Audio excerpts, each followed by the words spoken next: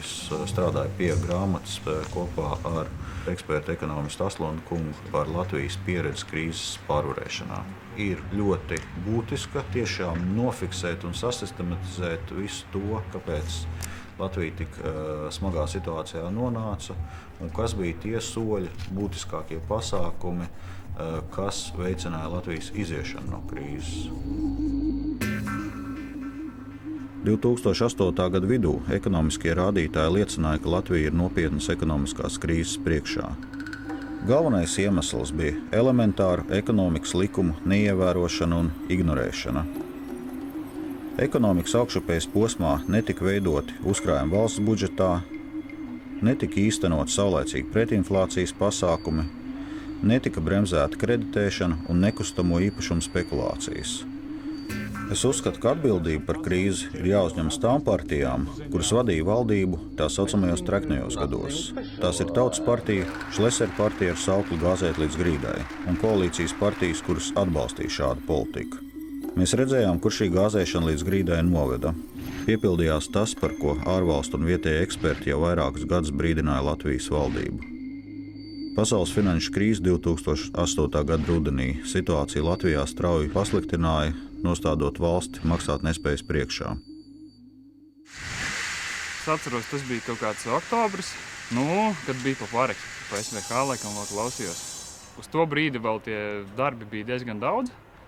Nelikās, ka tā viss uzreiz tā šausmīgi tur bruks un juks. Pēc tam piedzima bērniņš un tas sākās tā krīze, kaut kā bailīgi palika. Darba nebija, vienkārši mājās sēdēja, nezinu, kā galus savilkt. Tad vēl viss šitāds bankas, visu maksājumi jau. Viss tas iekavējās. 2 un 3 un vairāk reizi mazāk pircēju veikalā, kad tās cerības, ko mēs domājām, no sākuma jāiegulda finanses, lai attīstītos, ja mēs sapratām to. Bet pēc tam, kad mēs esam ieguldījuši, tagad vajadzētu celties, tad iesākās krīze. Šobrīd es aicinu Valdi Dombrovski sastādīt ministru kabinetu. Nav nekāda pamata, es atvainoju šeit skandināt šampaniešus, jo situācija valstī ir ļoti nopietna. Jo reāli valsts atrodas bankrota priekšā. Ja netiktu realizēta Valda Dombrovska programma, tad valsts tuvāk pāris nedēļās būtu nonākusi reāli valsts bankrota priekšvakarā, kad izbeigtos nauda, algām, sociālo funkciju nodrošināšanai, drošībai un tā tālāk, izglītībai. Un visticamāk būtu grūti novērst arī Latu devalvāciju, kuras līmeni vai apmērs ir grūti pat apspriest tagad. Un visticamāk arī pārējā Baltija no tā tik ciestu. Manas izveidotajai valdībai vispirms bija jāveic nekavējoši pasākumi finanšu un ekonomikas glābšanai no kraha. Budžeta deficīta samazināšana ļāva stabilizēt finansiālo situāciju. Ekonomikas sildīšanas pasākumi, novirzot daudz lielāku atbalstu uzņēmēju darbības, rūpnieciskās ražošanas un eksporta atbalstam, ļauj atgriezties pie izaugsmes. Pirmais valdības gads pagāja lielā mērā krīzes vadības situācijā, cenšoties novērst iespējamos negatīvākos scenārijus valsts attīstībā. Un bija jāpanāk starptautiskās sabiedrības uzticība Latvijas valdībai. Valdis Dombrovskis ir spēcīga personība un labs vadītājs, un viņa valdības pieņemtie lēmumi Latvijai bija būtiski nepieciešami.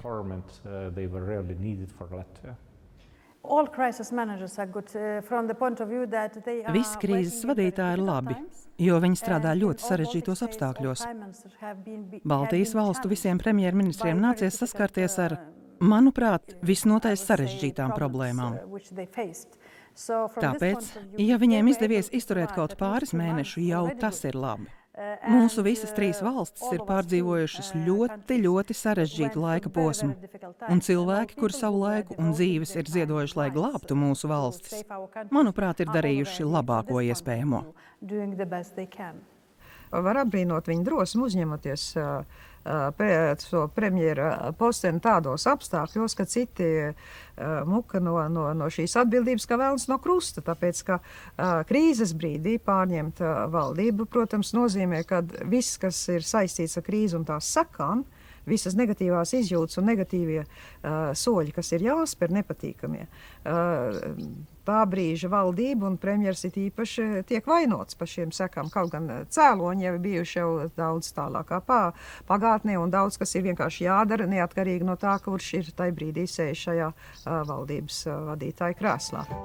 Tāds risks tiešām ir, ka tās reformas, kas ir uzsāktas un Latvijas ekonomikas stabilizācijas programma var netikt turpināta, tas atkal var novest pie nopietnas nestabilitātes finanšu tirgos ar sekojošo ekonomikas kritumu.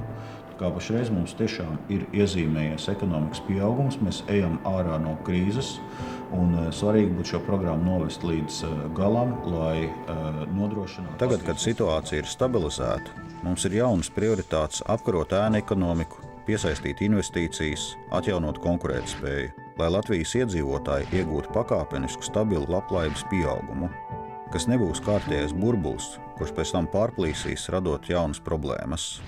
Tas man patikās. Tas principā, kas Latvijā notika, tas pats labākais, kas varēja notikt, ja, ka ievēlēja Dombrovski, ja, jo tas ir,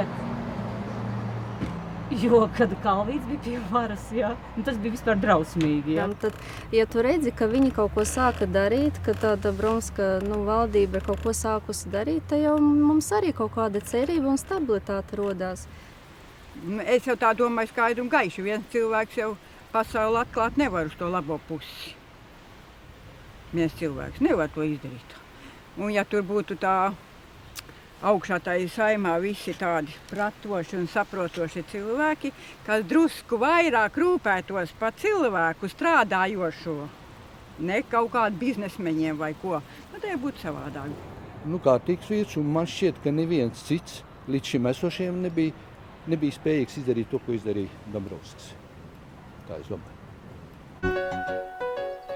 Šovasar kopā ar Sandru Kalnietu un Eiroparlamenta deputātiem biju pie zemnieka Andra Kalniņa no Stelpes. Viņš savā saimniecībā nodarbojas ar bioloģisko lauksaimniecību un parāda, ka daba ir viena no Latvijas saimniekošanas priekšrocībām. Protams, no valdības puses ir svarīgi atbalstīt zemniekus arī ar Eiropas Savienības līdzekļiem, un arī šogad esam panākuši vienošanos ar starptautiskiem aizdevējiem, ka rudenī zemniekiem būs pieejama papildus 100,5 miljonu latu. Man liekas, ka tiek sakārtots un piedomāts, un patreiz arī šī krīze rāda, ka lauksaimniecībai ir svars. Es domāju, ka pat lauksaimniecība līdz šim brīdim nebija ieslēgta prioritārās ražošanās. Svarīga ekonomikas struktūras maiņa. Jāturpina darbs pie investīciju piesaistes, administratīvās sloga mazināšanas, ir jāturpina uzņēmēju darbības vides uzlabošana un ēnu ekonomikas apkarošana. Arī eksportā ir redzama strauja izaugsme, un šī gada pirmajos 5 mēnešos eksports ir palielinājies par 22%. Lai atbalstītu uzņēmēju darbību, esam pātrinājuši Eiropas Savienības fondu apguvi un iedarbinājuši augstas pievienotās vērtības investīciju programmu. Dendrolite Latvija, kur vada uzņēmējs Jānis Vašuks, ir viens no uzņēmumiem, kas ir piesaistījis līdzekļus no šīs programmas un parādījis, ka arī kokrūpniecībā iespējams ražot produktus ar augstu pievienoto vērtību, ražojot diezgan unikālu šūnmateriālu, ko izmantos mēbeļu ražošanā un celtniecībā. Uzskatīja, ka tā nav kokapstrāde, tā nav nozara ar augstu pievienoto vērtību. Ja viņa nav, tad viņa par tādu ir jāpadara. Un mēs šeit, es domāju, ka patiešām esam ļoti augstu pacēluši šo pievienoto vērtību.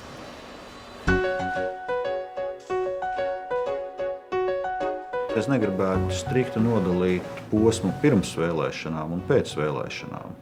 Jo tie darbi, kurus mēs veicam, ir darba kārtībā arī tagad, un es ceru, ka daļa no šiem darbiem izdosies jau paveikt. Ka tas virziens bijis pareizs.